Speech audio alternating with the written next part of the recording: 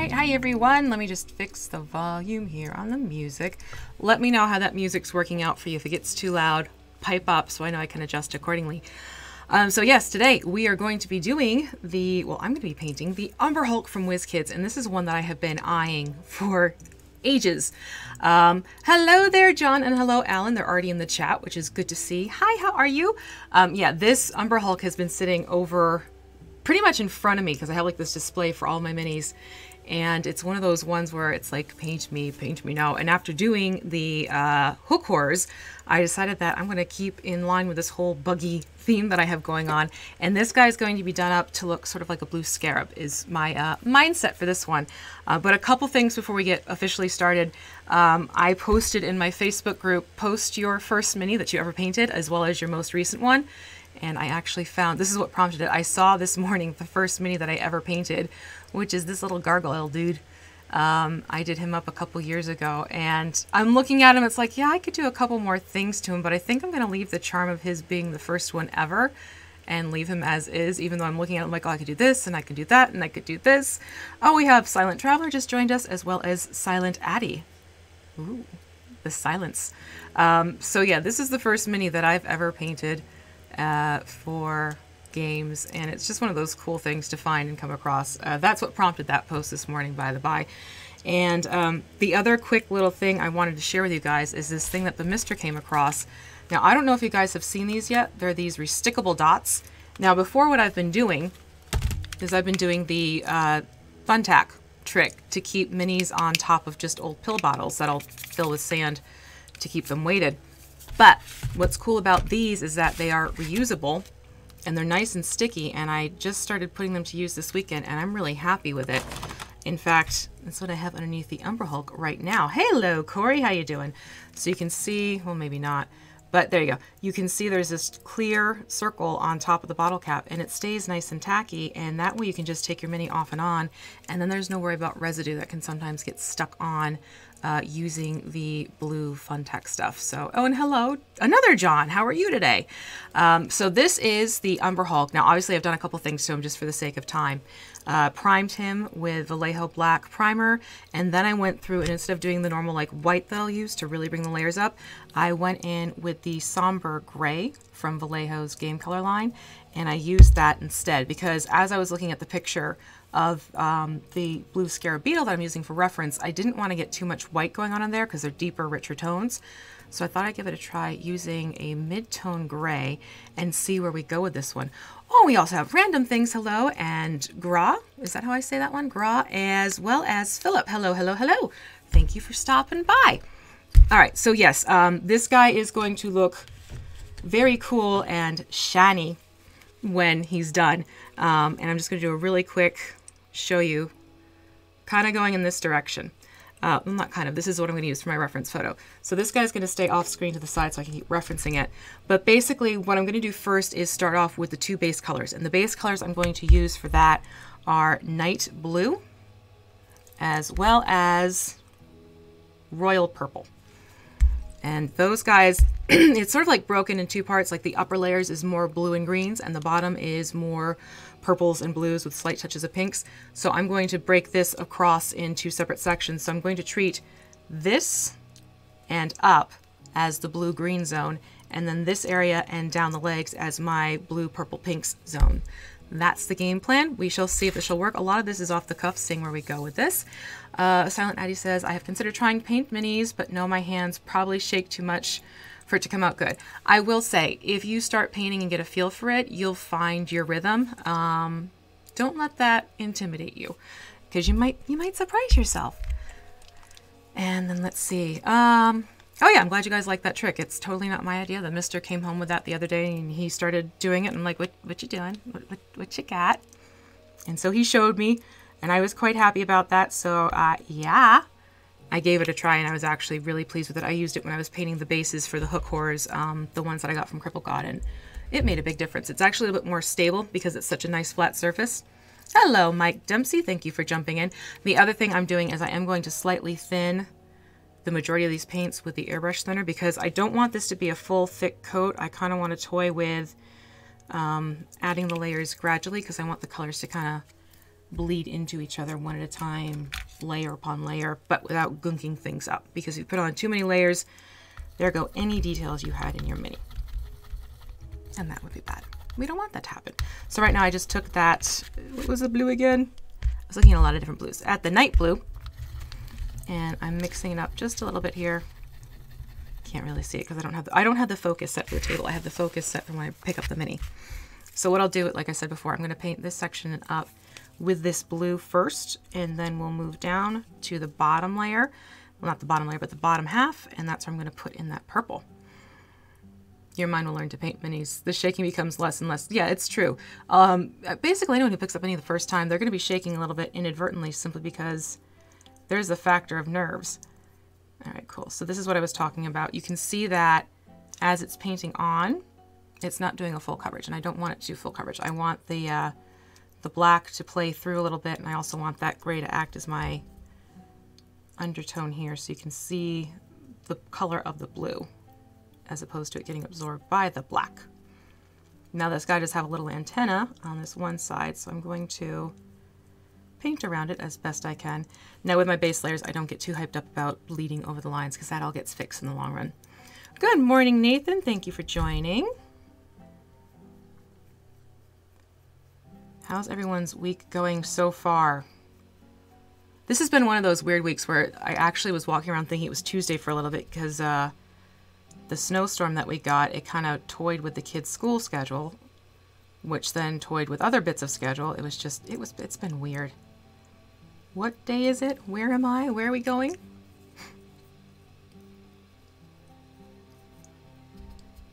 Yeah, John said, you know, where you place your elbows and such comes into play and that type of thing as well.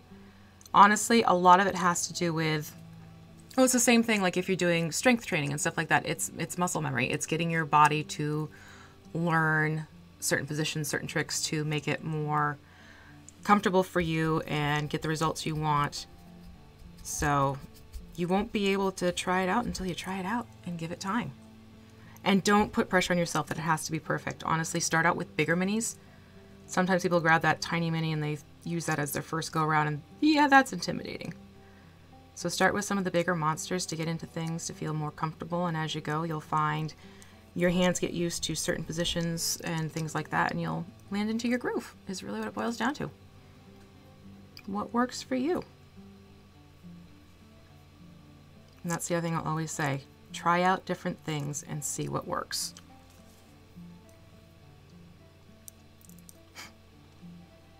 Oh, but see, I'm going to disagree with you on that one, John, in terms of John S. Well, we have two John S's. This is going to be fun.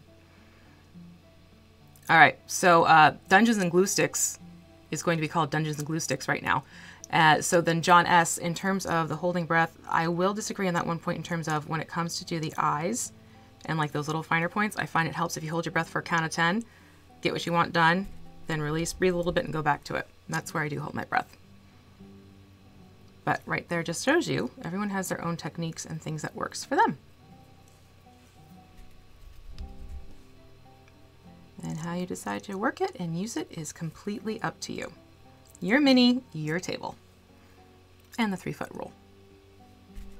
That's the other thing. A lot of people get very engrossed with the whole idea that it has to be absolutely perfect when you're looking at it like straight up in your face, like, you know, hello mini, I'm painting you.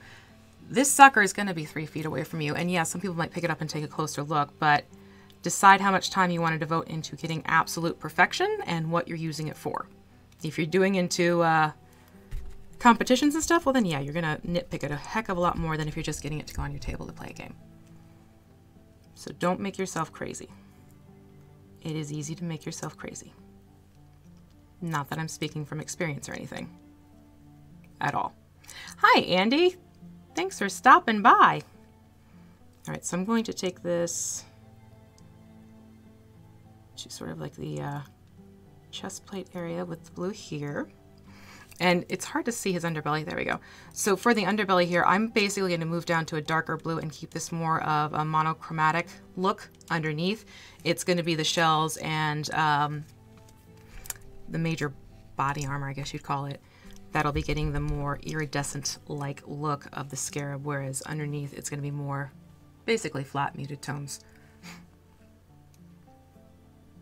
Yeah, so there's definitely different ways to go about it in terms of, you know, the holding your breath and how you do things. Eey, the pinchers are getting in my way. That's the one thing I did notice with this guy. He's so stooped over. I don't know if you can see.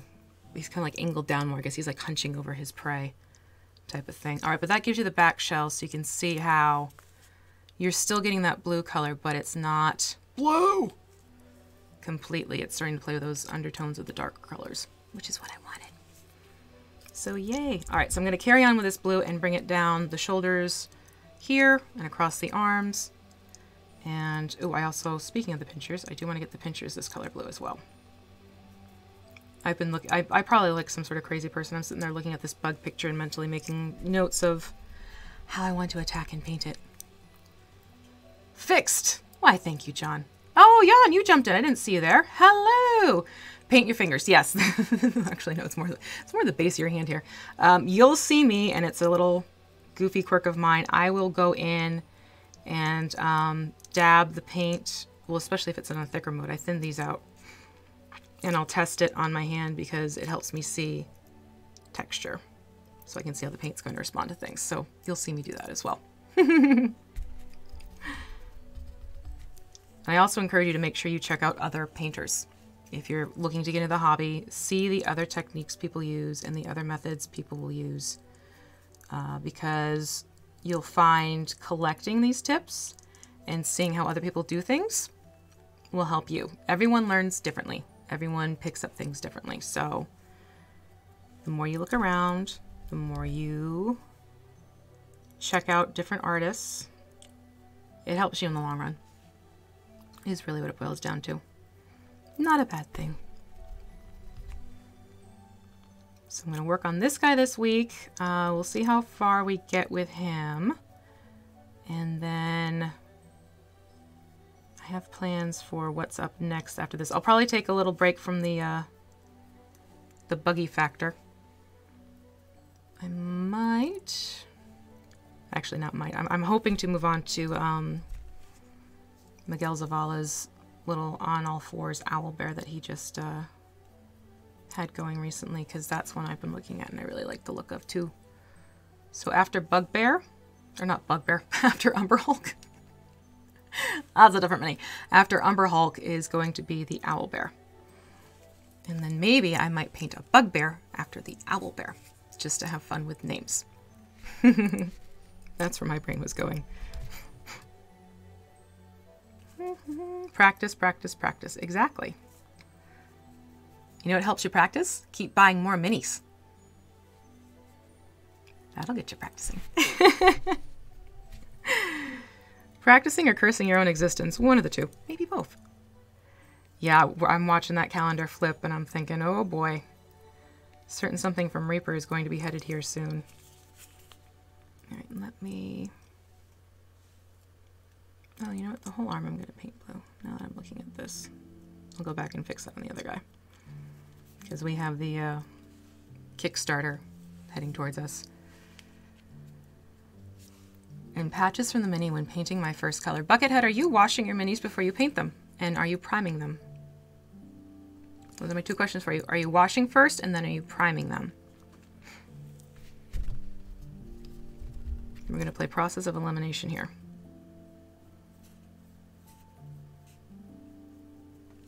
Once we get some answers to that, I'm sure myself and the chat can guide you, see if we can help you out with that releasing issue. Well, Nathan, I'm glad you enjoy watching it. At least it's entertaining for you. You like to watch paint dry. No, I'm kidding. I am totally kidding. No, it is interesting. Some of the, like all, God, the boys like to watch these, experimentation things on YouTube, and I find myself, not that I have any intention of learning how to blow something up, like, you know, your bottle of Coke and Mentos type of thing, but I do find those types of shows interesting, so I totally get what you mean. Did I get that? I think I got that. Yeah, I got that. All right, let me get to the other arm because I want to get under there as well. Yeah, thank you, Andy. There's an agent that has, not an agent, but there's a chemical that acts as a release agent on minis to help them get out of their molds.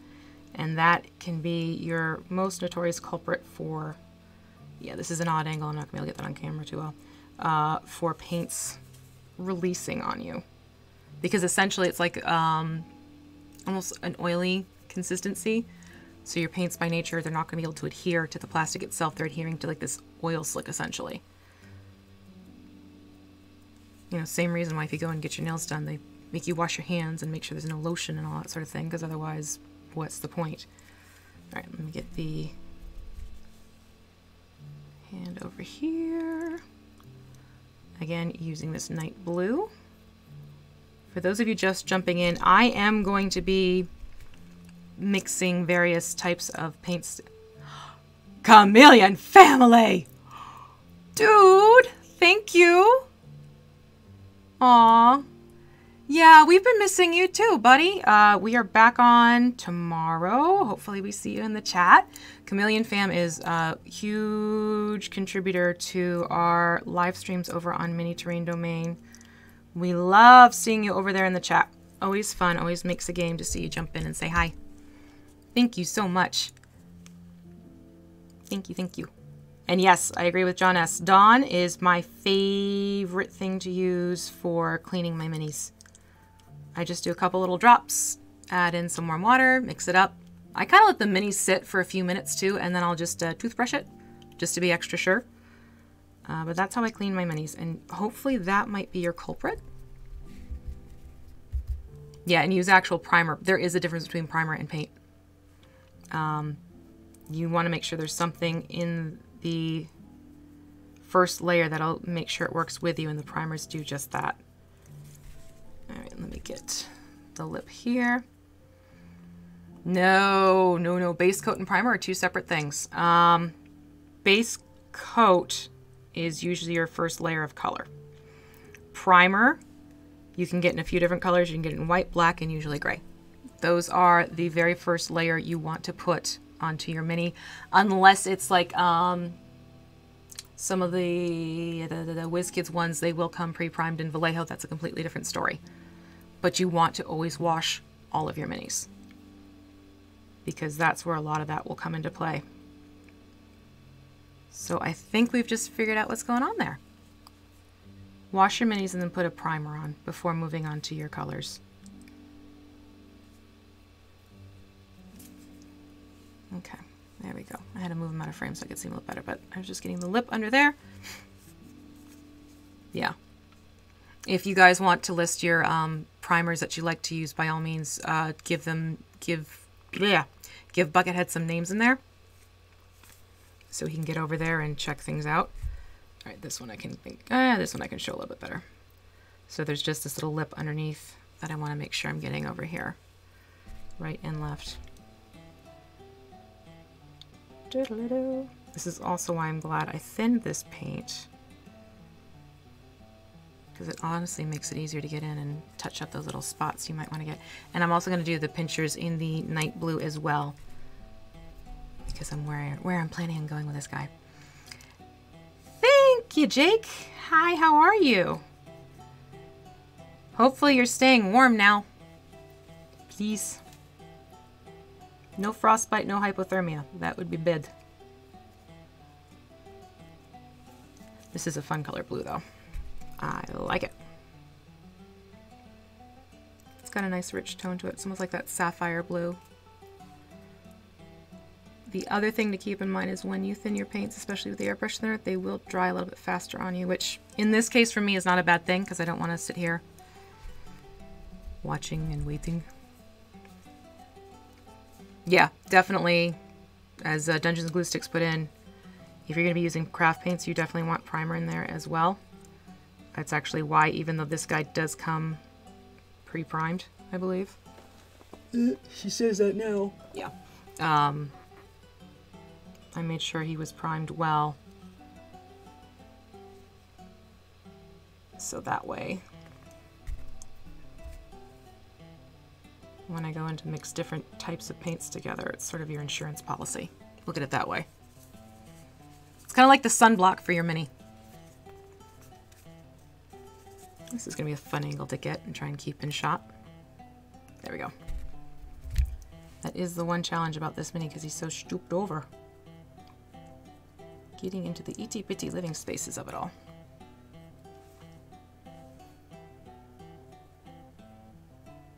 I don't think I got that section before.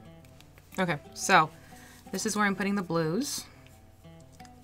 Like I said, just those upper portions and on the pinchers. Ooh, that's right. Jake has a new game starting up tonight. Jake, why don't you type in, you can't do the links because of, you know, things, but if you want to type in your information just in terms of when, the name, and where they can find you tonight, make sure you do that because it looks pretty cool. All right, so what I'm going to do is I'm going to move over to Royal Purple. Thin that out. Well, thank you, Buckethead. Appreciate that. And who else is... I'm trying to think of other names that I wanted to... See, I had a thought, and then I said something, and out it went. Mike Mordor. He's another good one to check out. Yeah, Jake, you saw who's here. And hello, Matt. Thank you for jumping in. Good to see you here today. All right, you know what this means? This means I need my soap. And this is another helpful product for those... And this I can thank Dungeons and Glue Sticks for. The Masters Brush Cleaner. I love this stuff. This is good stuff. If you don't have it yet, get it. It's really great for cleaning and conditioning your brushes. It's one of my favorites. Let me bring this over here a little bit closer. Everyone going through the drive-thru. Get me a milkshake. Ha ha ha ha ha. I was just telling him that, Jake, that we missed seeing him. So hopefully soon. That would be good. But yeah, the brush cleaner is great for getting all that stuff out. All right, same thing like I did before. I'm just putting a couple drops of the airbrush thinner in. Now the nice thing is you can get that thinner in a bigger bottle, and then you can just transfer it into your dropper bottle to make it easier on you. Slightly more cost effective. Mixy, mixy. 2 for $6 at Burger King. Oh God, if I have Burger King, I'm done. There goes my day. And I have a long day ahead of me. I have a little man who made the district spelling bee, and it is tonight. So it's one of those things where if he passes this, he's going state. And then if he goes state, then he goes national. So yeah, it's gonna be an interesting, intense night, I have a feeling. But he's so excited for it, and I'm excited for him as a result, of course. So we shall see. Fingers crossed for my little dude that he's able to spell. No, he's definitely able to spell. He spells stuff. I'm like, he's my little dictionary. Honey, how do you spell this one? Da da da da da. Mm-hmm. He did not get that from me. Yeah, you know what, Buckethead, that's good. That's something I do recommend is when you're first getting started, I'm all for trying with the cheaper craft paints first to make sure it's something you want to take on. Because I know sometimes costs can be a little bit intimidating when you look at the model paints. So it's good that you're starting with the hobby paints. You'll learn as you go. It's good that you're trying to get things going. There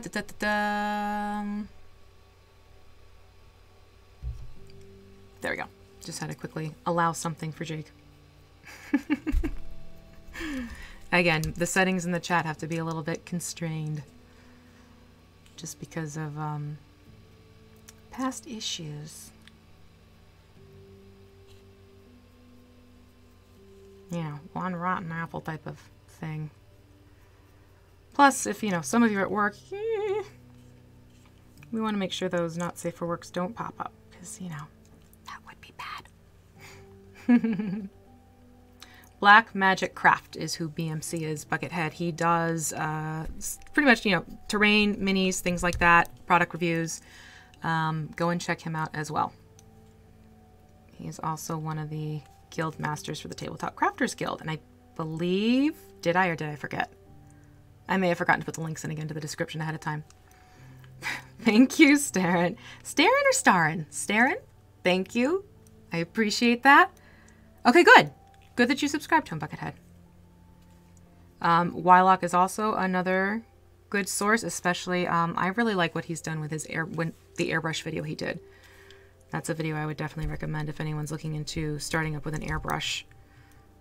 Go check out what he has to recommend to you with that one. All right, I'm going to take this purple down the legs. The legs, depending on where you're from. Oh, did I have a troll problem, Matt? John, or Dungeons and Glue Sticks, were you there for that one? Where they kept jumping back in and they were saying some pretty bad racist things, let's put it that way. That was not a fun hangout because of that. That was one where I yoinked it from the channel. It's not something that can be seen anymore because I just was not pleased with that behavior. Let's put it that way. It happens. Well, thank you, Kentucky Fried Gamers, and thanks for jumping in. Nice of you to join us today. The other idea I am toying with is, because I record these onto my computer while we're doing it, toying with having these go up on Twitch later on. I'm not going to do them both at the same time. You can't do that. You're not allowed to do that. But I might do this where it airs on a different day on Twitch, because of, like, I might do like an evening type of thing, because there are people who can't make it during this time of day, which I get. I totally understand. So I'm wondering if that might not be a nice little compromise for those. And I might do something where it's like I hang out in the chat to talk with people as it's Alright, let's see if I can get that and you can still see what I'm doing. So that's a little thing. No! I just popped it off the top. Actually, you know what? I am going to do that on purpose. This will be easier for me. Stay tuned. That was totally my bracing my hand on the base. And away it goes!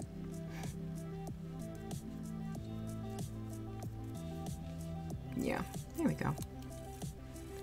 So right now he looks kind of like Two Tones over here. Oh, I'm glad to be of entertainment. To the 9 hells with the trolls. Oh God. Right? Am I a Twitch affiliate? No, not a Twitch affiliate. Honestly, I claimed my name on Twitch simply because, you know, if I ever wanted to do something with it, I wanted to make sure I could get the Crafting Muse as the name over there. So I haven't really done too much with my Twitch channel. I have started using it to just sort of host for friends of mine who do have channels. So it'll automatically host for me if I have a friend jumping up and they're streaming. But I was thinking it might be fun to kind of do something slightly interactive by re-airing these over on Twitch and hanging out in the chat. Yeah, I can understand that, Nathan. That's fair. So, again, a lot of this is just my brain at work and chatting, and nothing set in stone. We shall see. And then the other thing, for those of you who are patrons in the chat, I don't know if you've seen the post yet. They have Twitch blacklisted. Oh, that's interesting. So for those of you who are my patrons and didn't see the post yet, what I'm going to start doing in March is I'm going to start doing games for my patrons where I'm DMing and you guys get to come in as players. So I just wanted to see who would be interested in that. So if you are interested, get over to Patreon and then just type in interested just so I can get a list of names going of who I can reach out to, and then I'll get a calendar set up probably after mid-February so we can get people to sign up for certain days. If you're not affiliated, you can do simulcast, I believe. I will look into that, Jake. Thank you very much.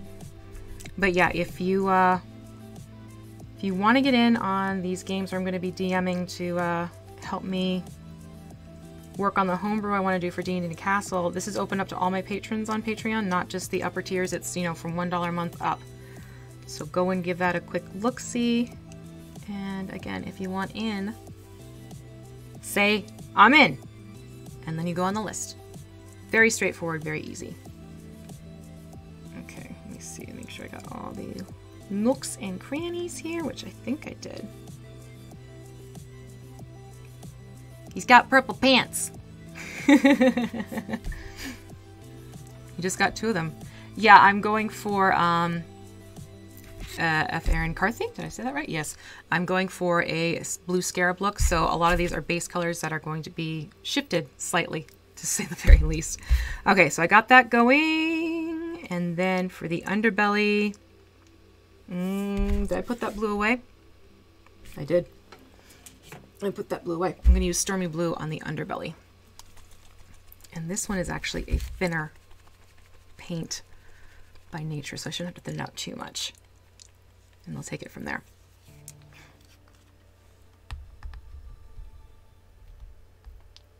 Yeah, that's a thin one. So yeah, these are basically the starting colors, so to speak, and then I'm going to go over and do some playing around with other colors, and I have these really cool color shift paints I'm going to play with as well to get the iridescent back and forth sheen that I want. Oh, come on. Oh, there we go. Perfect. Huzzah! It worked.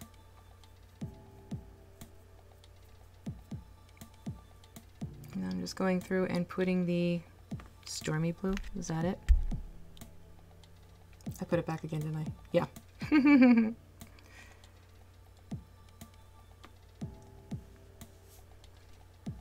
I gotta tell you, the angles are fun. How can I get it so you can see and I can see at the same time? Sometimes it's not gonna happen. All right, get over here.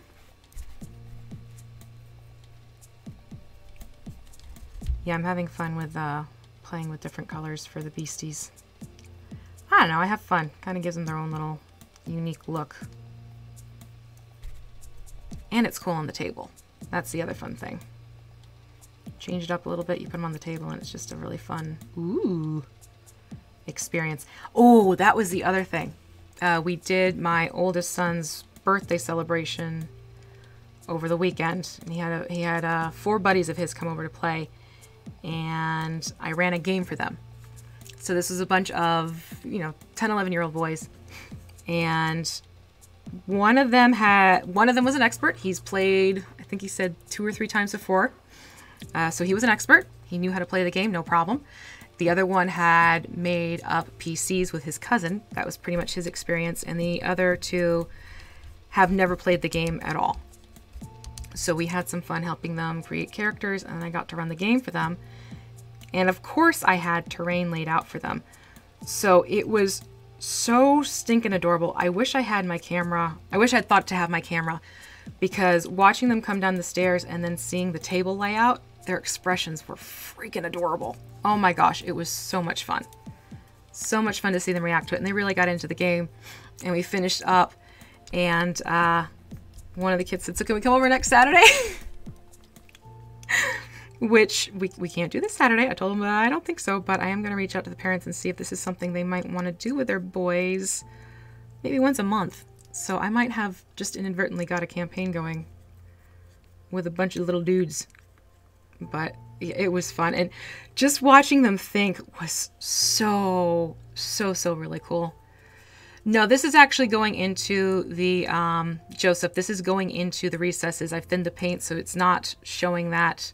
I'm not highlighting. I'm actually putting the paints into the recesses, but I've thinned the paints to do so. And then this is the Umber Hulk from WizKids Achilles. Yeah, the color shift paints are a lot of fun to play around with. Hey, there you go, Baldur's Gate. Nice. I played that a long time ago. Doo-doo-doo-doo. All right, let me get the head as well. I'm going to do in this Stormy Blue. But yeah, they were really clever and creative. And at one point, they were fighting some giant moths. And this one kid used his light cantrip. And he asked. He said, so this light cantrip, it makes light. Well, yeah, it makes light. Just, pick an object and light it up. which he did. And he goes, so can we have it where the moths go after the flame or the light because moths are attracted to light? Which I thought that was absolutely a stellar outside of the box way of thinking.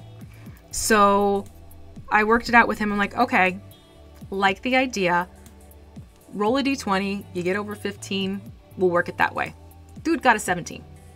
So we had it where he cast the light cantrip and the moths flocked to the light, which again, I just thought it was a really neat concept and a neat way to use that cantrip. So for me, I was like, I'm not gonna say no to this one, provided the dice work with him on it. And I'm glad we did it because it was really fun. And then they kept that in mind because what's funny is they had to fight a different type of giant moth, and these are from the Creature Codex, by the way. They had to fight a different type of moth in the next go around of an encounter, and right away they're pulling out their light cantrips and everything, trying to attract the moths. Only this time they were shocking moths who they couldn't have cared less about the fact there's this light flashing in front of them. But it was really fun to see how they were picking things up and working out ideas. And to their credit, they did a really clever job. One of the other kids, there was this section where they were practicing target range stuff. So they were using their long distance spells and their arrows and everything like that. And one kid pretty much obliterated his target in the first go. It was just the way everything worked out with rolls.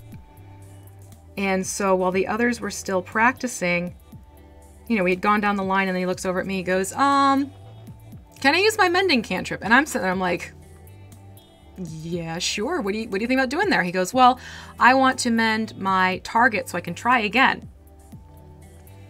So I took a look. I'm like, you know what? I'll let you do a couple rounds of the mending. We'll see how you're rolling and see how quickly the target can get put back together. So he tried to start working out that way so he could aim on his targets more, which again, it was one of those things I'm thinking, oh, once they get the target, they'll be fine, they can do other stuff. And he's like, no, I want to keep trying with it. All right, as I'm jabbering on, I've gotten that Stormy Blue where I wanted it underneath. And again, it's these sections that are not going to be getting, so like right there, that's not going to be getting the iridescent treatment. The area right through here, that I'm keeping matte tones. I will go back in and highlight and bring out the details, of course, but I'm not going to make them shiny. The head will get some iridescence. I just wanted to shift the blue to a slightly lighter blue tone, although these two are pretty much neighbors in color. And then for the fingers and stuff, I am going to use Smokey Ink for the claws and the fingers, just to kind of get a darker tone going on those.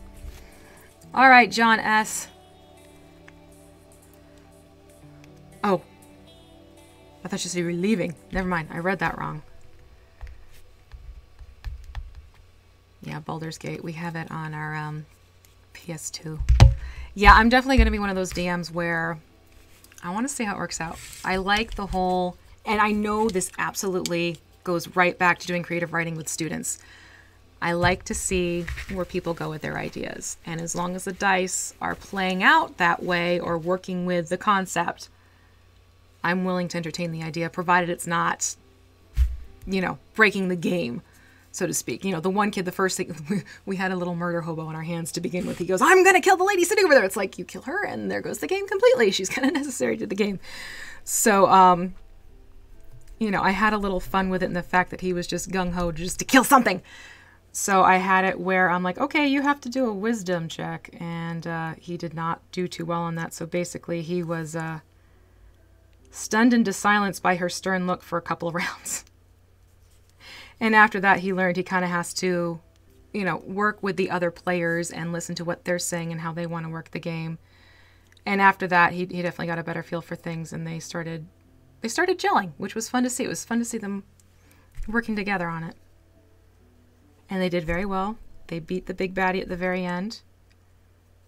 And like I said, they had fun with it. And that was the most important part. I really wanted to make sure they enjoyed themselves and got a kick out of what they were doing. And, you know, it was really kind of adorable to see how their minds worked with certain situations. Because when you play with adults, you know, we all kind of get into certain mindsets. And as much as we try not to meta, we meta.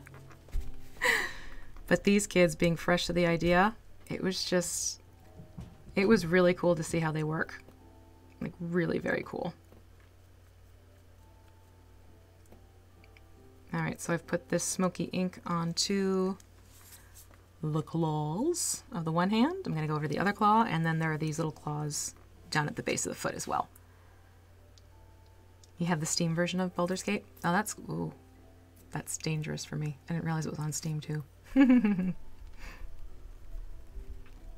Baldur's Gate. God, we spent so many weekends, my husband and I, playing Baldur's Gate on the PlayStation. It was fun. Back when there was time.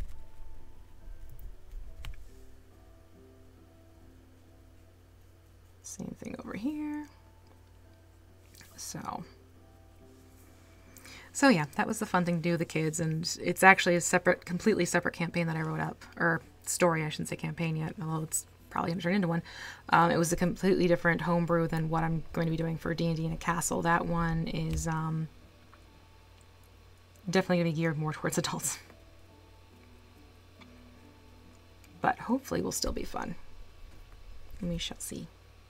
That's why I want to try playing it and getting a feel for it, and it is going to get a little bit of a maiden voyage on Scrat's channel February 7th. I'm going to be DMing a stream February 7th. So yeah, that'll be fun. That's at 1 p.m. for those of you curious on the Scraticus Academy. I am excited to see how it plays out and get a feel for it. That'll be good. I absolutely love Thursdays. Thursdays are fun because I get the 2 games that I play on going, and I like playing Cantrielle on Jake's channel. She's a fun one. I'm also curious to see where we're going with this tomorrow night as well. Is that a claw or is that just... There's a claw. It's like a dew claw. Alright, so see he's got those little ones right there. And then the ones in the back. Gotta get those as well. Yoink. Ta-da. Yeah, no, I know they're different ones. David played both of them, so... I know it's not the same thing, but I still love Baldur's Gate. That was fun to do. Yeah, we'll get the little guy over there again. That's the other thing, I wait on the bases before I paint them, or until the mini's completely painted. Just because it makes it a lot easier in case you have the brush slip and everything like that. So, alright, here we go. This is what he's looking like so far.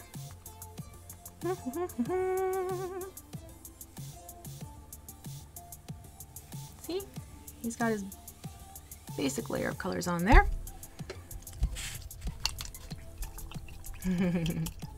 Yeah, I mean, you can definitely, if you've, worked with something before, you can kind of tailor it more to little ones, but homebrews definitely are better for the younger ones. Achille, I cannot because I've actually got people wanting me to keep at the pace I'm going so that the videos don't go over a certain length. You can adjust your speed on YouTube, however, if you want to. Go to the gear icon and you can change the settings on the speed of the video and that will slow down everything for you. But I cannot slow the language down because then the videos get to be too long and then people don't want to watch them. Fun little quirk. But use the speed to your advantage. In fact, I'll often speed up some videos too to pick things up. I'm going to work with some color shift paints that I have, as well as play with the tones that are going onto it. So it's kind of a blending of things that'll be happening there, Tim. All right, so that's looking a little bit more dry. So I'm going to go back in and jump to the blues, and what I'm going to do is show yourself. Use Jade Green, and again, I am thinning this down even a little bit more this time, and we're going to layer this on top. And I'm not looking for this to be... Yeah, there are a lot of, especially DM's Guild, they have some good ones that you can pull for kiddos, where you can play around with games for kids. Ooh, as I headbutt the camera.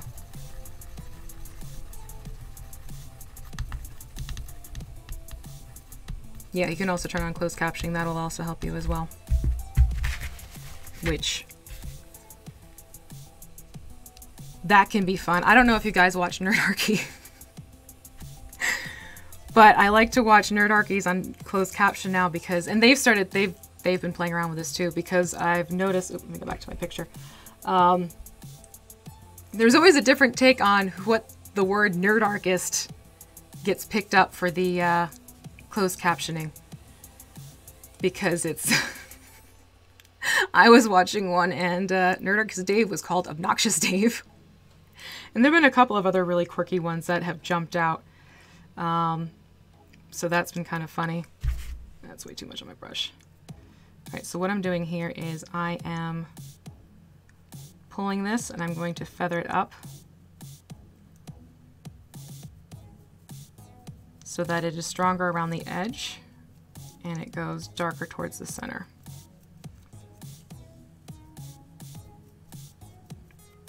But I have very much thinned this paint out so that it doesn't give me a full...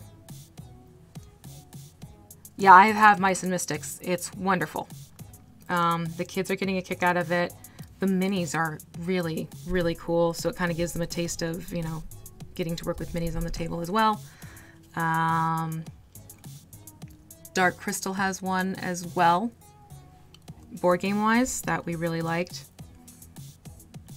And you have Mechs and Minions. That's another good game for kids to kind of get them into the whole playing things out together.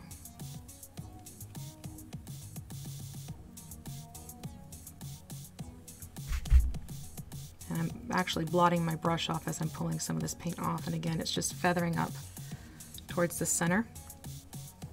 So I'm not going full on blue, but it starts toying with what happens with their shells with the iridescence as well.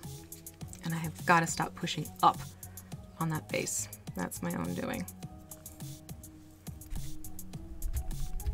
Go back in again. I'm trying to get it here so I'm not overloading it. There we go. A little bit there and a little bit there. How are we doing on time? Oh, we're moving along. That's good. Yeah, I'm one of those people where it's like, if you're thinking about having your kiddos play, give it a whirl.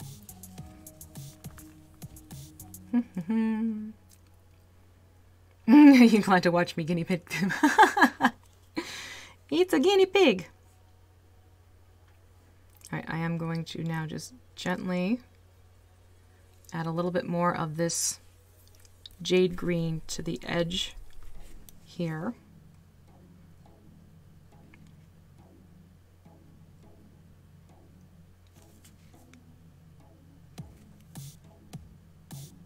Just to kind of help with the delineation between the two.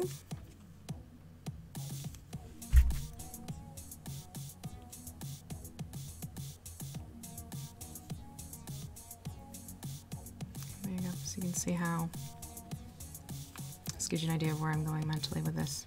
So you can see I've left the darker blue towards the center, feathered it from the edges up into the center. Moon Lancer. That's one I haven't heard of before. All right, so I'm going to kind of do the same thing on these pieces here, just to get that going. All right, Chameleon fam, have a great day. Great day. There's the word I want. Work time. Yeah, have fun working. Hopefully we see you tomorrow. Take care. Kids are 18 months. Yeah, totally. You totally have time. Our youngest, I want to say we got him involved 3.5 years old. He loves it. They both do. They both get a big kick out of playing, and they're now creating their own. They're constantly wanting to make new PCs just for the fun of making PCs. It's also been fantastic for them in school because, you know, they're doing ridiculously well with math. They're getting their story comprehension up there. I mean, it works its way. The benefits work its way in far more than you realize. So, like I said, huge advocate for let the kids play. Let them learn, let them experience. All right, I think what I'm going to do here for these, I'm just going to work on bringing it up the edge. Yeah. Not going for full coverage here, but just kind of doing a little dry brush with it. And again, this is super thinned out. Like, this is almost like a water consistency that I'm using for this paint color right now. But you can see it's getting the two colors going on in there, which I want to do. And then you put the iridescent color shift on top and hey, it's a party. Yeah, 3 years old is right around the corner. You've heard the term three-nager, right?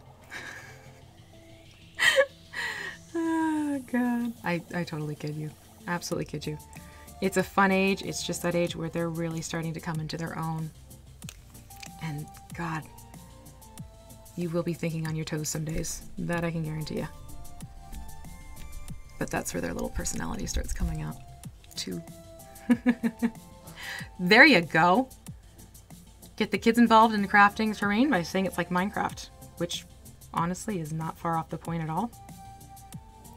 So doing the same thing. I'm just starting around the edge here and feathering it up.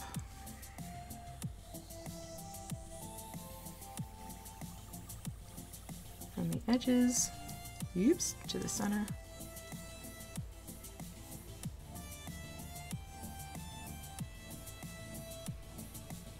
Laptop's working. If you hear that whirring sound, it's my laptop fan. So why it would need to run right now? It's so cold. No, I'm kidding. I know why it's running. I know why.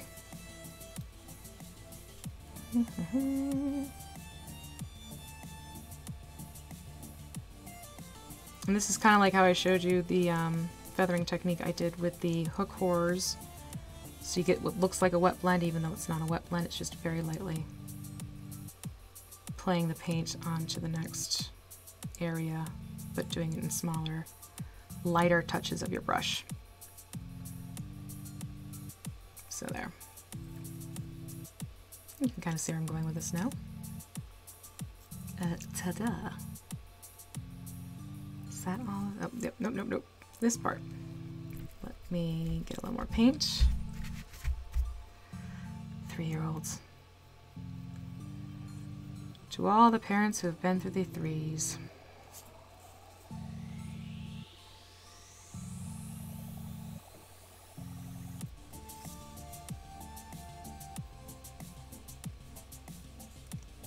See, I'm not fully coating it, I'm just touching it on. Right, that takes care of that zone. And then, oh, the head. Forgot. I want to do the head like this, but I used a different blue. Okay, I'm going to do the same with the head. I'm actually going to get the jade green more around the eyes, and I'm going to paint the eyes a really coppery metallic, because if you look at the bug, they have these coppery eye. Is it eyes? Yeah, it's eyes, right? Trying to remember my bug terminology. So I'm going to go through and I'm going to, oh, that's right, that's the antenna.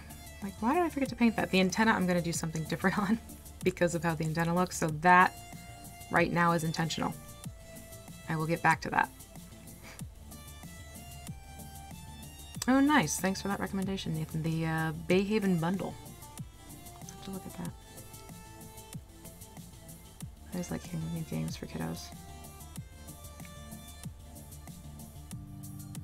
And I am going to take this, hold on, back to my picture. Which side did I want this down the quad? Yeah, all right, I am gonna take this jade and I'm going to pull it down on the edge of the outer edge of the pincher. because I want to play that color on the pinchers as well. I'm literally just doing it like this.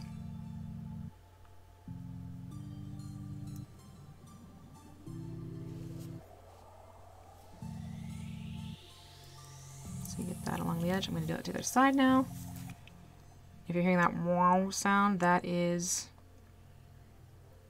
the wind blowing through our pipes for our furnace. That was a fun discovery. What is that noise? And then, oh, I have a little section of the face I didn't reach. I will go back and fix that.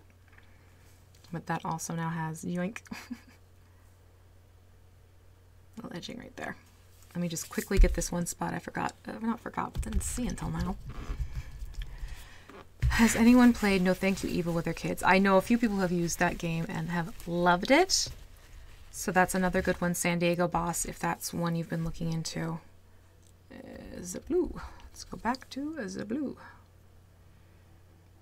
Work that color in. Oh, but of course, because I've thinned it now. There we go. All right, just a little spot that wasn't showing.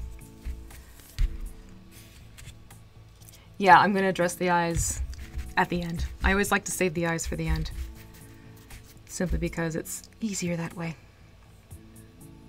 All right, now let me get that teal going up on the head a little bit.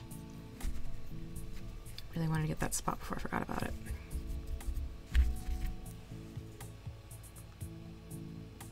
There you go. So see?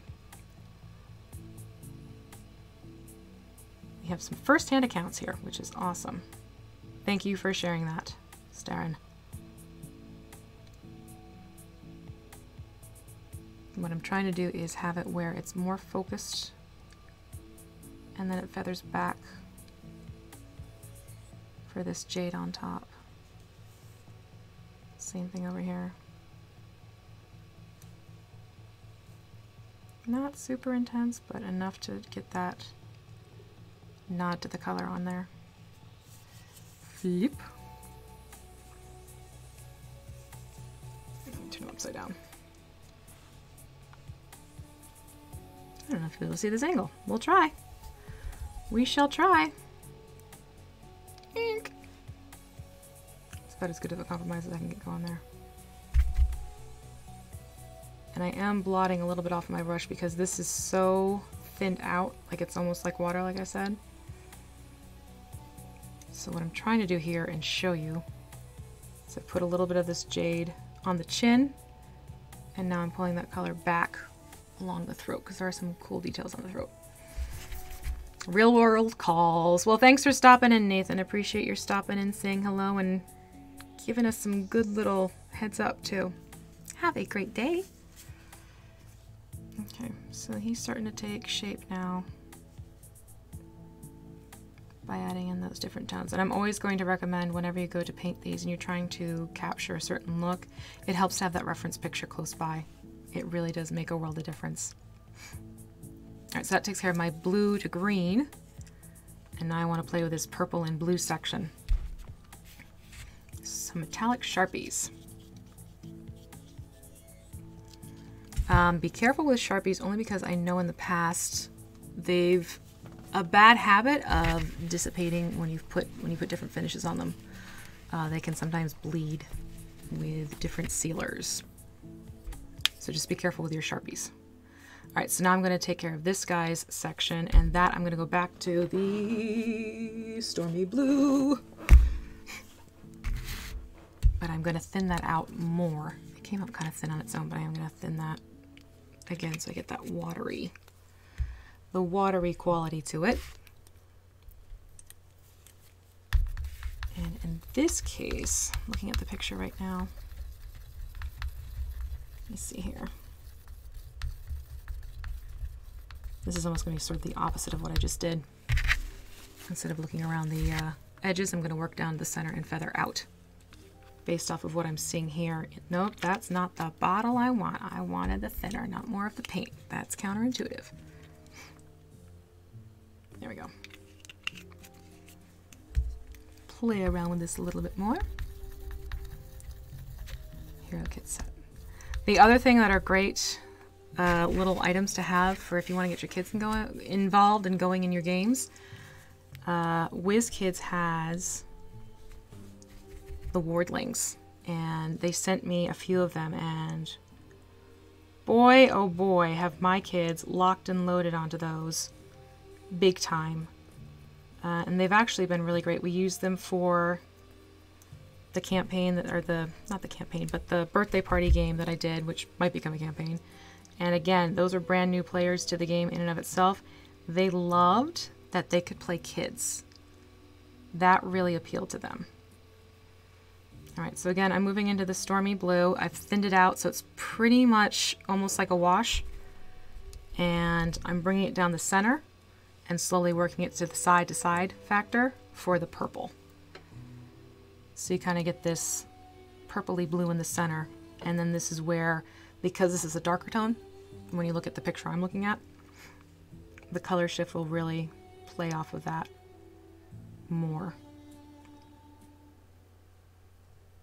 And you'll get to see that kind of bring itself out and around. But I'm going to do the feathering out towards the edge. Not going for full coverage, but just sort of bringing it down the sides a little bit.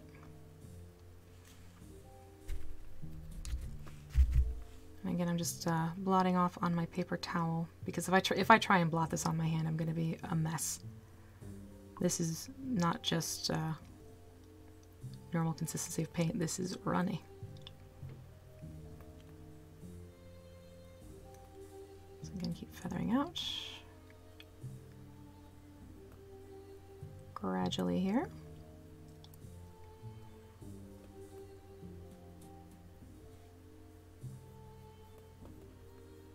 You may find as it dries you can pull it a little bit further, which is cool.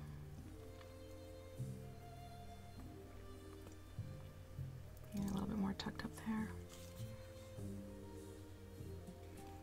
Okay, and that's giving me the, it's a little bit more subtle with the purple and the blue, but it's giving me the more blue in the center, purple on the side that I want to get, and then I'm going to have some fun with a different color along the edges. All right, we just went to 1 o'clock. I think what I'll do is I'll get the second layer of color going on everything else. We'll call it, and then I'll do the wash in between. That actually worked out nicely. We'll do the wash in between, and then next week I'll do the iridescent treatment, so you can all see how that works out. So we'll probably take this to about 1:30 today. So got me for an hour and a half. That's not too shabby. Where are we? Where am I? I'm right here. Okay. So kind of the same thing like I did with this section. I'm going to just do some light brushing around. I'm not looking for full coverage, just to kind of get the purple and the blue to work with each other. But you get the two different colors kind of peeking through here and there. No Thank You Evil looks adorable. Yeah, like it's been a game that definitely gets a good buzz about it. So for parents thinking about it, it's worth giving it a look-see.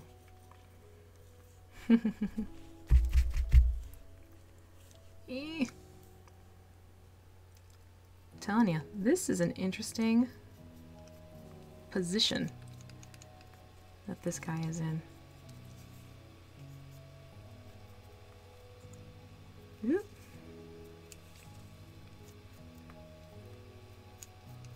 Between trying to actually be able to reach it and show you at the same time, it makes for a little bit of a challenge. A little bit harder to see with the camera now, but there's the purple that'll peek through every so often as well.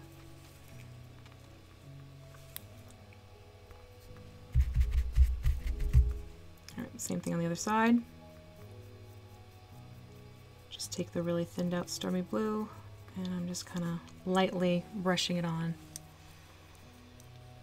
It's about time to do the lunch part of lunch with me. Yeah, I'll eat later.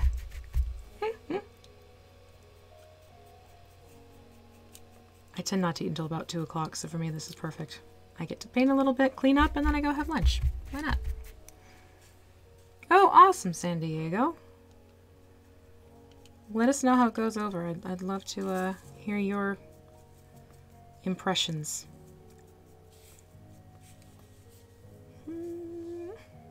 am I going to get that? Carefully, that's how I'm going to get that. Ooh, he's starting to look creepy. I love it. All right, now here's where the fun's going to kick in a little bit for the sides. Fiestadas? What are fiestadas? What is that, John? That's not a consumable I've heard of before. I honestly have no idea what I'm going to have for lunch. Probably a bowl of cereal because I don't run around so much. So what I'm going to try and do is shake up Warlord Purple a little bit more because there is this purplish pink that happens along the edges. So I'm going to play with that color. But right now it did not get shaken up enough. I thought it did. There we go. That's better. So yeah, this is the Warlord Purple. He's going to need a little bit of time too. And I'm basically going to put this on the edges of the shell where the blue and the purple were just put on. Because there's some hints of this color on the back panel of this Scarab picture I'm looking at. Which I'll do a quick flash of that. So you kind of see where I'm going with things. See, along the edges. I am going to jump down to a more narrow brush though.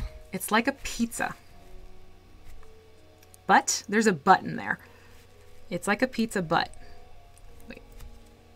Yeah, I'm a mama voice. So what happens if it's like a pizza, ... Because if you're saying it's like a pizza, that means it's not a pizza.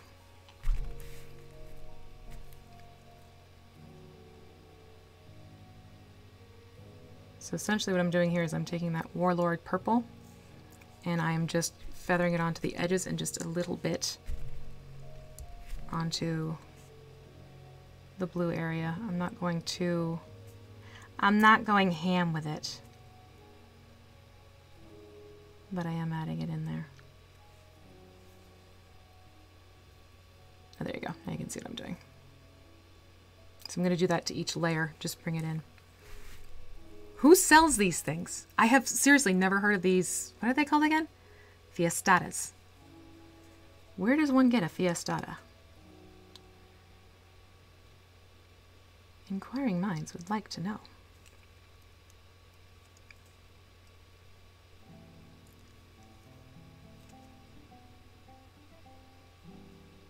Yoink. Same thing again. And this is why I'm making sure they're very thin layers so that the colors play with each other, but they don't overwhelm one another.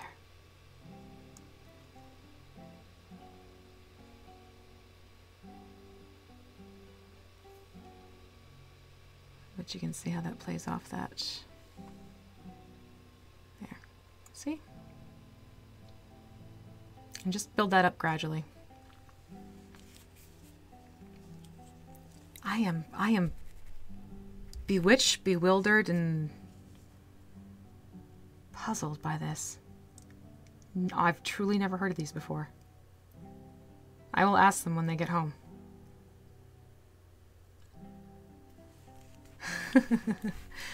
Thank you, Nick.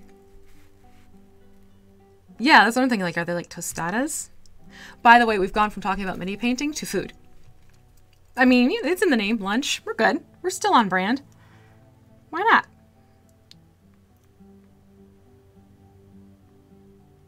I am going to go just a little bit heavier towards the base here because the pink does show more towards the end of the shell.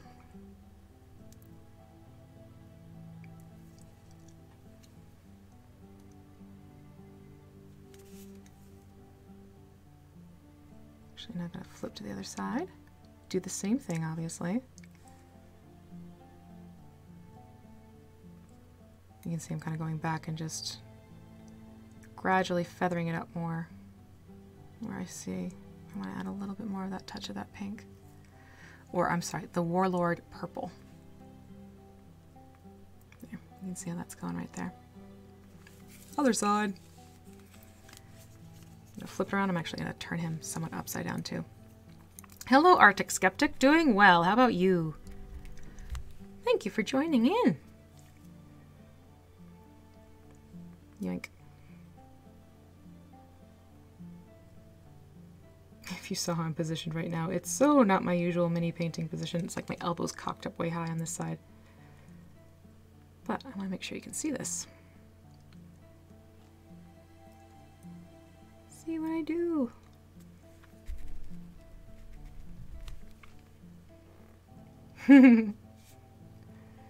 Alright, so after the stream, I'm going to go and I'm going to look up what a fiestada is.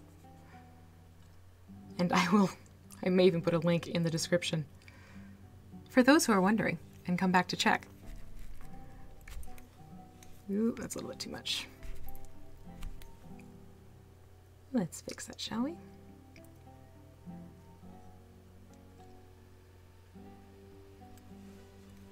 Yeah, you can see what it got going on there now. Doodle-doo. See, I love doing like this bug-like iridescent look. It's fun. Anything where I get to use colors always gets me happy. I love, love, love bringing colors into everything. Well, you got sushi right there. You can see what I'm talking about. That was a fun one to paint. That tentacle creature.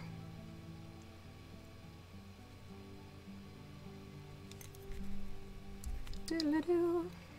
More of a softer pizza crust, not a hard shell.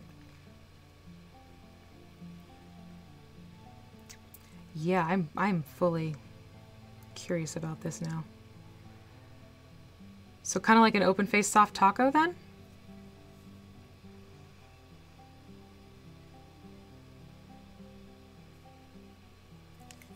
I am going to go and put a little bit more of this pink under here. The Warlord Purple. I keep saying pink. To me, this is translating as a pink color. Even though it's technically named after, or it's a purple classification.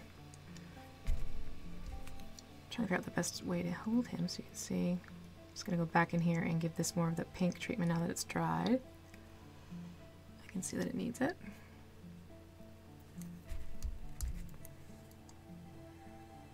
So I'm not feathering it back in, I'm just keeping it to those edges now.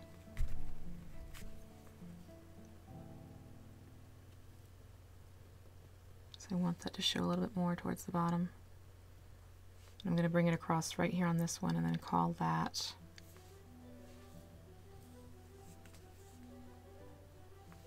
There you go. You can see what I've done there. So you still get your purple and your blue, and then you get that pink on the edge side, which will give you more of that. Buggy. Yeah, Buggy, Buggy. Hey, Buggy, Buggy. You think John's just making it up as he goes along. All right, so I'm not the only one who has not heard of these things then, at least, right? All right, what I am going to do is I'm going to go in and put this pink along the raised ridges. Not the pink, the Warlord Purple. If I'm saying pink, I mean Warlord Purple. All right, disclaimer. And I'll put this on the raised areas. And just do a little slight feathering. Ever so slightly. There we go. There are some makeup artists who will, when they talk about how to do a certain technique, they like to say ever so slightly. And I realize that I have picked that up inadvertently. So yeah, ever so slightly.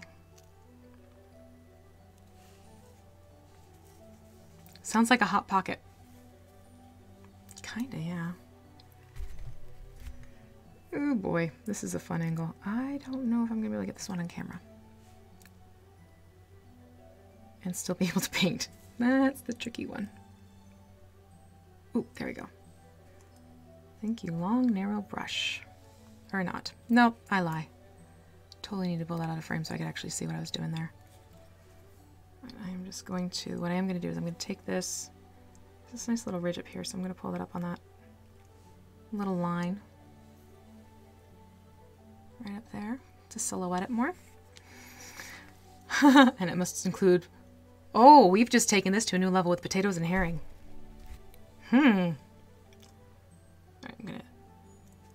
do a slight little pedicure treatment. I'm going to take this down around the toes and bring this up, and I am going to take it around sort of that baseline of the foot there. I'm going to bring this up a little bit now.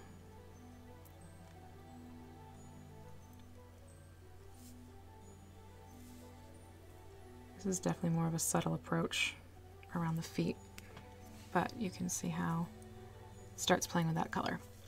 Hello, Julio. How have you been? It's been a while. Hope all is well. Can you even see that? Can I even see it? That's the next question. Note to self. This mini is a tricky angle guy. You can kind of see what I'm doing there. Just a little of those pinks. Oh, you never have to apologize for being late. You show up if you can show up. That's really how it works. No pressure whatsoever. Your presence is appreciated. It is not required.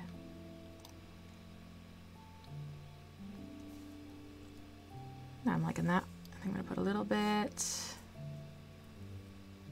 up through here. That joint.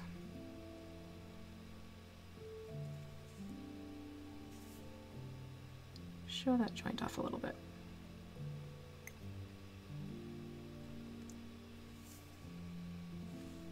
Okay, I think I'm going to call that for the detail I'm going to put on the leg here. Let's do the same. Okay, see, I know what a quesadilla is. Quesadilla, yes, food I can identify. But that fiestada, that's got my bug braining out. My brain bugging out slightly at that idea. Curiouser and curiouser. That's my take on it. That's my two. Ooh. Right, another fun little angle game we're going to play here. Got too much on the brush. Let's pull some of that off. There we go. That's better. I don't know if you can see that though. Yoink. Oh, okay, see? Julio's even wondering. The what? Oh, you've been painting the most Fury Dracula miniatures. That's fun. Cool. That sounds really cool. I always like hearing what people are working on. Get an idea what speaks to everybody in terms of the things they want to work on. It's fun that way. It's always fun that way. 117. All right, we're getting there. Just working on dancing this color around. See, I added it to that back portion of the leg too. It's a made-up word. They look like weird shaped pizza with no sauce. All right, yeah, I'm very much going to be signing off and then looking up Fiesta. I have learned something new today. Absolutely. It's going to remind me of elephant feet. Complete non sequitur. Sequitur. Elephant feet. The Umber Hulk has elephant feet.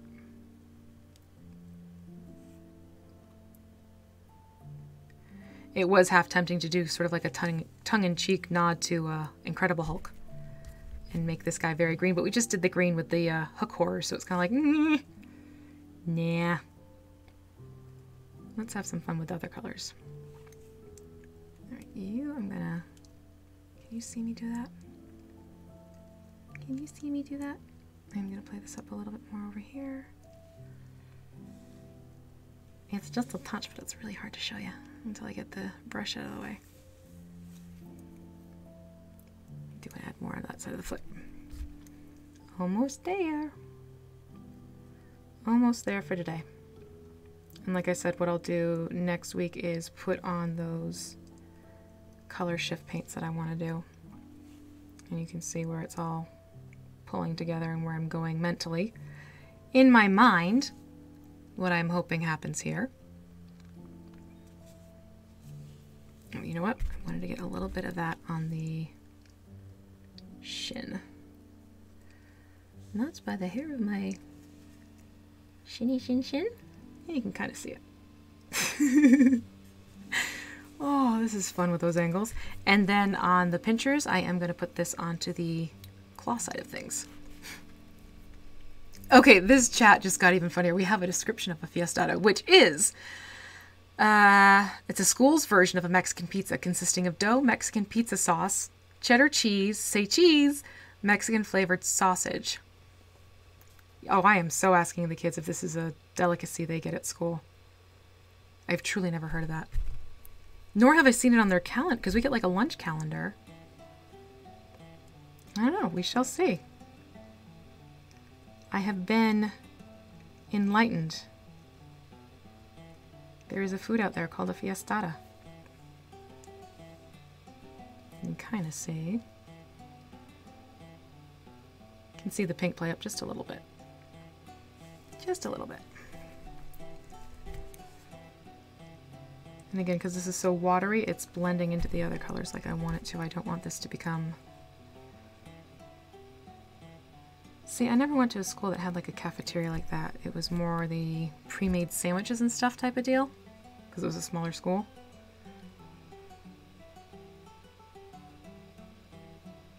Interesting.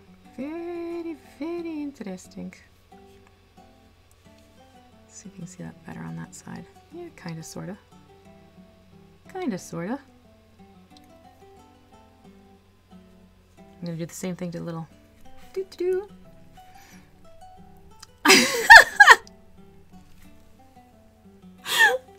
Oh, I can relate. That was, okay, so you just experienced what I experienced when I was younger. And someone was talking about an Italian hot dog. I had no idea. They went like, well, you're Italian. You know what an Italian hot dog is. And I'm like, do you mean like sausage and peppers? I'm like, I know what that is, but like, no, it's a hot dog. It's called an Italian hot dog. Well, I did not know that this is actually like a thing where I live. But it's like, it's an American hot dog and potatoes and peppers and onions type of thing. I had no idea, but it's called an Italian hot dog. Never had one, probably won't, but that was funny to discover that was a thing. All right, I'm trying to get the underside here with that same Warlord Purple, which is tricky to do and show at the same time. That's basically all I was doing right there. All right, I'm liking how those are looking too. Let's see if I can move it around a little bit so you can see. So now you get your three colors. You get the Jade Green, the Stormy Blue, and then the Warlord Purple on the pinchers. Tra-la-la. And again, I'm going to be saving the antenna and the eyes for the very end, just because for sanity's sake, we'll wait on them. All right, so that gives me the color blendings that I was looking to get into. Right now I'm just kind of looking to see if there's anything else I want to... Well, you know what? I might do it over here. Take it back. I'm going to do a little touch over here. Again with the Warlord Purple. This is why I always look before I say it, and I think I'm done, because I'm not. I am most definitely not. Yeah. Liking that. Liking that. I might actually do a little bit more.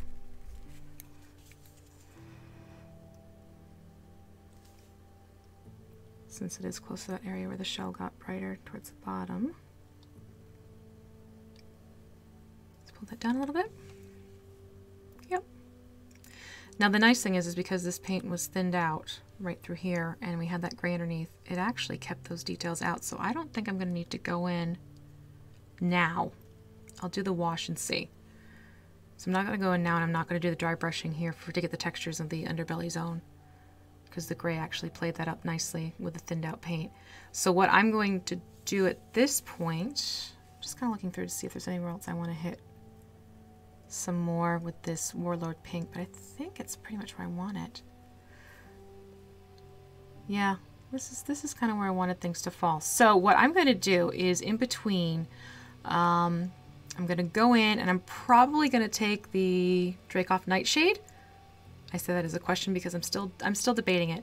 And I'm probably going to go through and just give it a quick wash just to help bring out those recesses a little bit more. I don't know. I'm going to think about that. I'm actually going to think long and hard about the wash. I may just do it only where...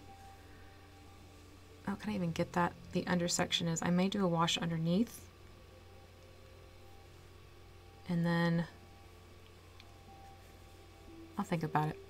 But definitely the game plan for next week is I'm going to go in, I'm going to do color shifts. Now I did pull out, really it's 4 different colors because I'm toying with where each is going to go simply because of the reference picture. But I'm flipping over to the flashed metallic from Ceramcoat because these guys, I have fun with those.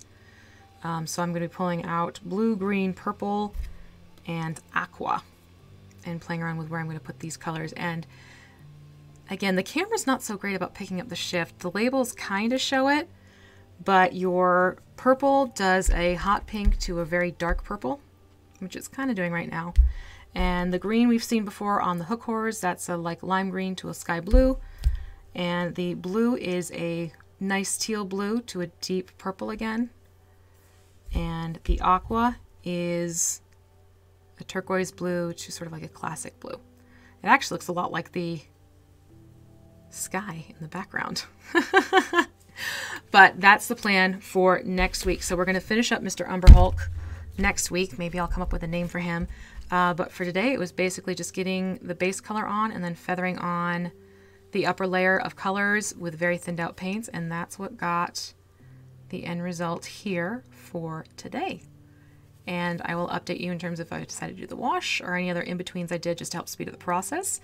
But thank you so much, everyone, for coming out today. Very much enjoyed the chat today. Learned about a new food. So, hey, thumbs up for that one. It will be same time, same place, different date on a Wednesday, though. And we'll be back to doing our usual lunch break live stream next week. So take care. Have a lovely one, and I'll talk with you all later. Bye.